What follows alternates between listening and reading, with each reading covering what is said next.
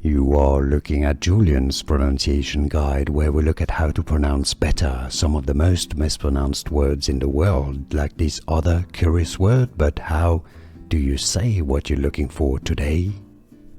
Let's learn bonjour, how to pronounce the name of this French economist and former deputy of the French National Assembly. If you want to learn more names of French history, stay tuned, I've got more videos for you. It's pronounced in French, the French pronunciation. Frédéric Bastiat. Bastiat. The T is silent. In English, if you cannot pronounce French perfectly, you can say it as Frédéric Bastiat. Frédéric Bastiat. And now you know. Here are more videos on how to pronounce more confusing words and names too many mispronounced. Like this video if you found it useful. I appreciate your support. I'll see you soon and thanks for watching.